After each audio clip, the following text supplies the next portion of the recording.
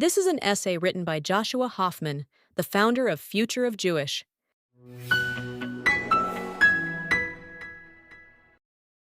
Calls to be anti-war often sound noble. Who wouldn't want peace? Who wouldn't prefer that soldiers stay home, cities remain intact, and human life be spared the brutalities of combat? But the harsh reality is that war does not erupt out of nowhere.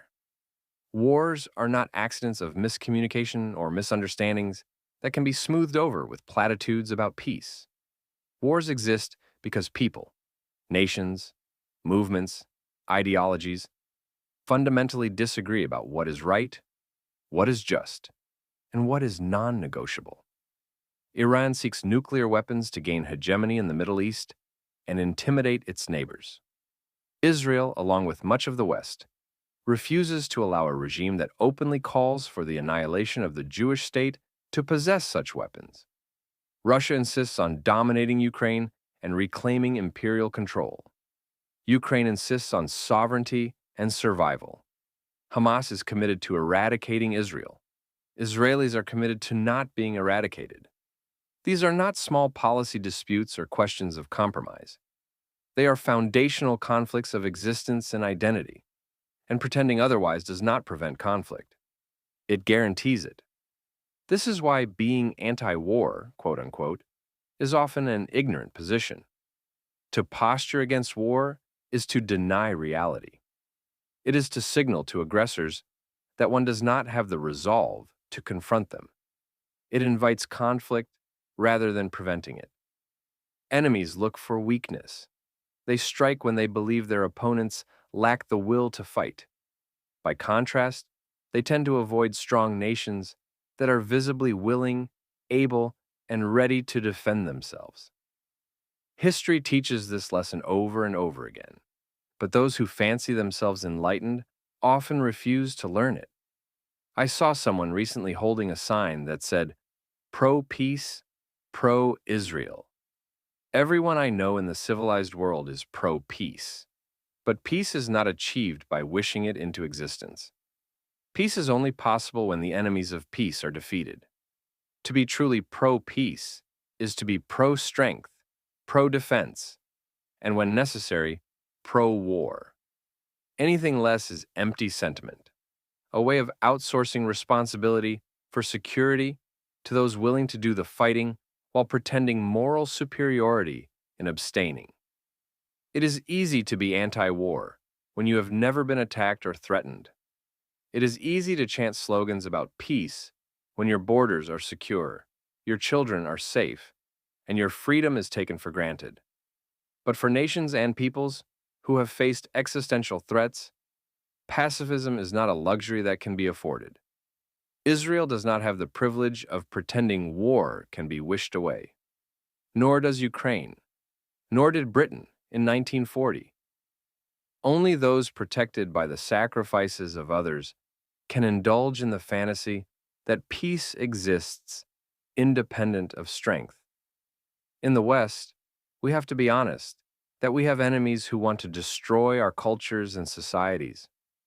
Islamism, represented by Iran and its proxies, seeks to topple Western influence and replace it with a fundamentalist empire. Communism, represented most clearly by China, seeks global dominance through economic control, military expansion, and technological surveillance.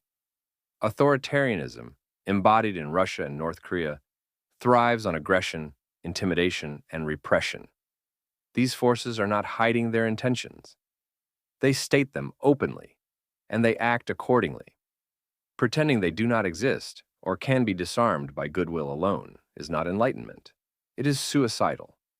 The past century provides brutal reminders of what happens when peace is pursued through weakness. In 1938, Neville Chamberlain returned from Munich declaring, "Peace for our time," after giving Hitler everything he wanted in exchange for nothing more than a promise.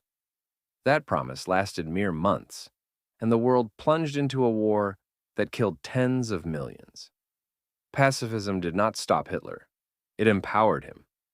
By contrast, Winston Churchill, who understood that words are powerless without strength, rallied Britain with the blunt truth that survival required struggle.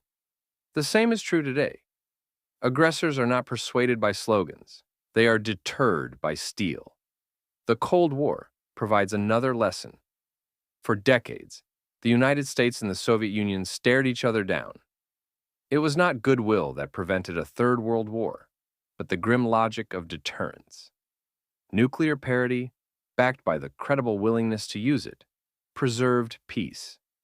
The doctrine of peace through strength was not a slogan, but the reality that kept Soviet tanks from rolling into Western Europe. Pacifism would not have prevented a nuclear standoff. It would have ended it quickly in Moscow's favor.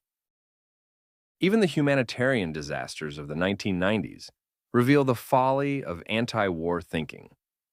In Bosnia and Rwanda, Western powers hesitated, debated, and restrained themselves, insisting on diplomacy while slaughter unfolded. In both cases, the absence of decisive force magnified the killing. It was only when strength was finally applied, when NATO intervened in the Balkans, when belated forces entered Rwanda, that the massacres ceased. Being anti-war in those years did not save lives. It cost them. Israel's history is another testament to the necessity of strength. Since its founding in 1948, it has been surrounded by enemies who vowed its destruction. It survived not because its neighbors suddenly embraced goodwill, but because it was willing to fight and win every single time. In 1967, Israel faced the mobilization of multiple Arab armies.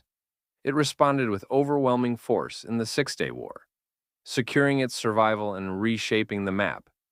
In 1973, when Egypt and Syria launched a surprise attack on Yom Kippur, Israel's willingness to mobilize and fight back turned near disaster into survival. Deterrence is not a slogan. It is the iron wall that protects life in a region where weakness is an invitation to annihilation. Consider the current war with Hamas. Hamas assumed, as it had many times before, that Israel's allies would restrain it from truly defeating the terror organization. That international pressure would once again preserve Hamas's grip on Gaza, regardless of its atrocities. But the calculation this time was wrong. Israel has prosecuted the war relentlessly, even as the costs mounted, because survival demands nothing less. More than 700 days later, Hamas is on the verge of collapse, a just and necessary outcome. The lesson is as clear as it is old. War is sometimes the only way to secure peace.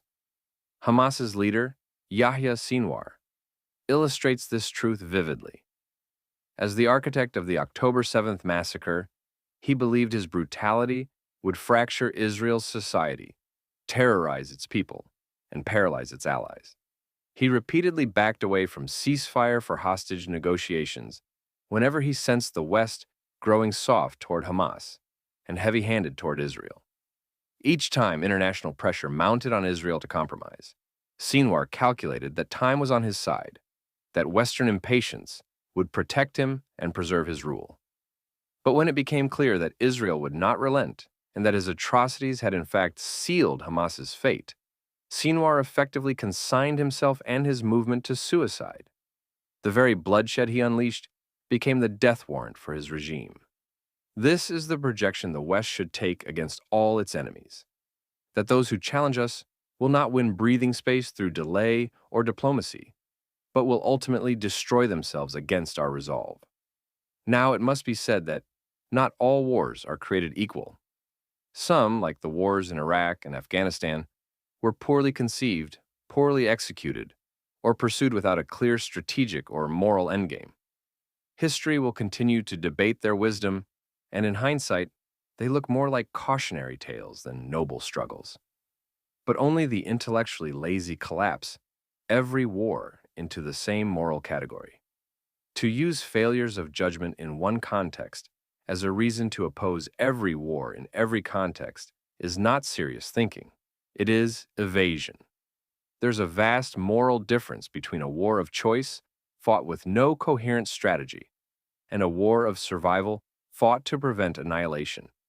To pretend they are the same is to confuse error with necessity and miscalculation with duty. The moral case is often distorted. Pacifists claim the high ground, insisting that to oppose war is to oppose suffering. But this is an illusion. Sometimes war is not immoral. It is moral necessity. Fighting against Nazism, against jihadist terror. These are not wars of choice. They are wars of survival. The tragedy is not that wars exist, but that aggressors force free peoples into them. To be anti-war in such moments is not virtuous. It is to abdicate moral responsibility, to abandon the innocent to the mercies of the strong. This is what being prepared for war achieves. It is what weakness never delivers. To proclaim oneself anti-war is, in practice, to empower those who wage war. It emboldens aggressors to test, to probe, to strike. Peace is not created by wishing war away, but by ensuring that enemies know they will be destroyed if they attempt it. As the Latin proverb wisely reminds us, si vis pacem, para bellum. If you want peace, prepare for war. Israelis are not warmongers. We do not wake up each day longing for battle or pining for the next war. Like anyone else, our daily conversations are about work, health, travel plans, raising children, and the ordinary hopes of ordinary lives. But we are not fools. When we are attacked, we understand that survival requires fighting back. War is not what we seek. It is what we are forced into. And when forced, we do not shrink from the responsibility. What is truly absurd is the expectation that a nation under attack should allow its enemy to dictate the terms of its response. No sane people would accept such a standard in their own lives. Yet, this is precisely the double standard so often demanded of Israel.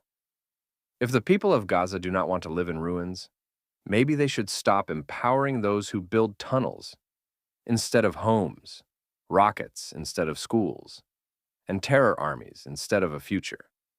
It is not Israel's job to build Gaza's schools, pave its streets, or secure its future, just as it is not Canada's job to build U.S. schools and pave American streets. It is Israel's job to protect its citizens, especially after being attacked.